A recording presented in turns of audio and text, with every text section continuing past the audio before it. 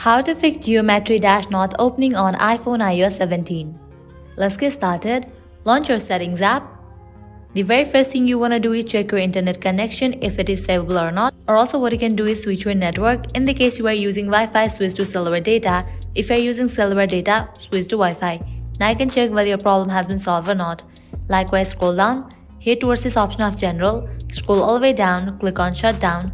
Now slide this icon to the right to turn off your phone. Wait for a few minutes and again turn it back and check whether your problem has been solved or not. Heading towards next solution, close this, open your app store. Now search for the app Geometry Dash. After app appears, if you find the option of update over here, just click on it and update your app to its latest version. Open the option settings, scroll down, open the option general, head towards the option of date and time. Make sure you have toggle on for the option of set automatically. Likewise, head back, open the option iPhone storage. From here, find the app Geometry Dash. Once you find it, open it. You will see the option of Float app. Click on it. Click on Offload app. Offloading app clears all the cache of the app. Once you offload the app, click on Reinstall app. Now head back. Once you land to the general page, open the option VPN and device management. Make sure you are not connected to any kind of VPN.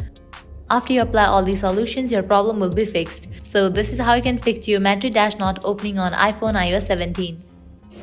If this video was helpful, don't forget to like, share and subscribe. Thank you.